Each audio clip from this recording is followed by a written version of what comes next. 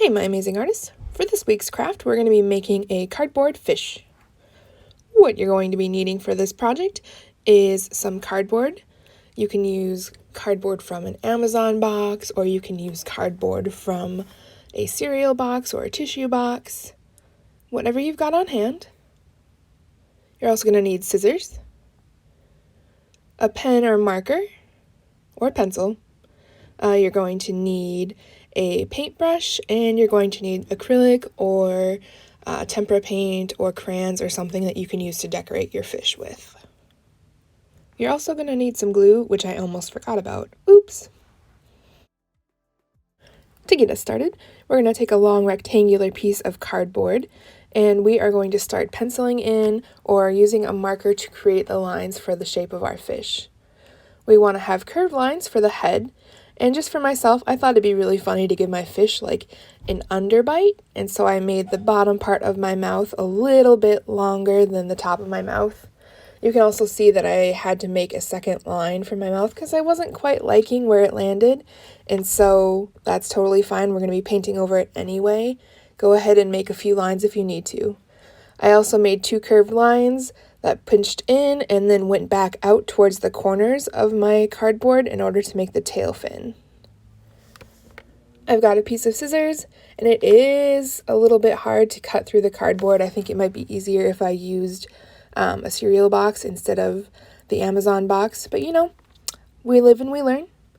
It's definitely a little bit more sturdy to use the Amazon box because it's thicker, so definitely make your choice, whatever works best for you.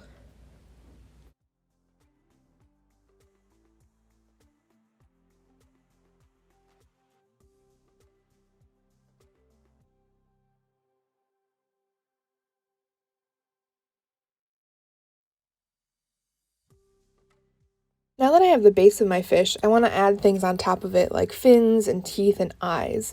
So I'm taking the scrap pieces of cardboard and I'm drawing the extra pieces. Right here I'm drawing the 2 circles for the eye and for the pupil.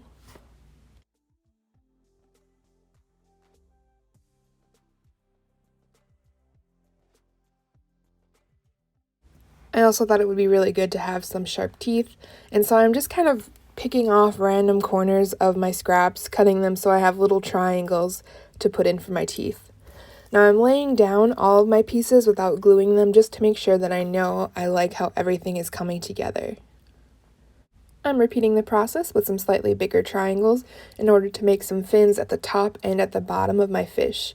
If you wanted to make it more like a shark, you would definitely have to make a wider mouth on your base fish and then bigger fins, especially a really big fin for the top of your shark. When you're satisfied with the placement of all of the different pieces of cardboard, you can take your glue and just glue it down. Make sure you let it dry. And then you can go ahead and go to town coloring it or painting it however you like. I decided that I wanted to use an analogous color scheme with some really simple patterns, brush strokes for my final fish. As a reminder, an analogous color scheme is colors that sit next to each other on the color wheel. So that could mean blue-green and blue, and then maybe a bluish purple, or in my case, I decided to do blue-green, blue, and I think just green for my final one.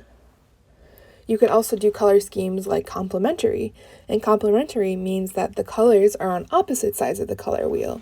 An example of that would be blue and orange, or yellow and purple, or red and green.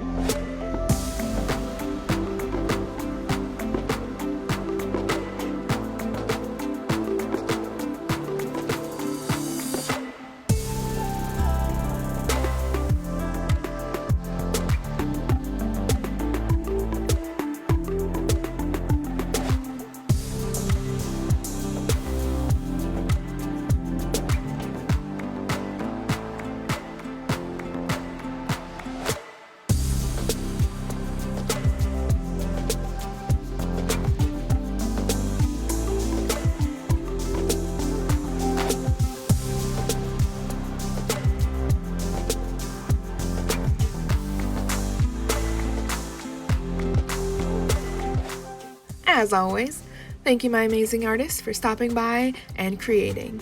Have a good week!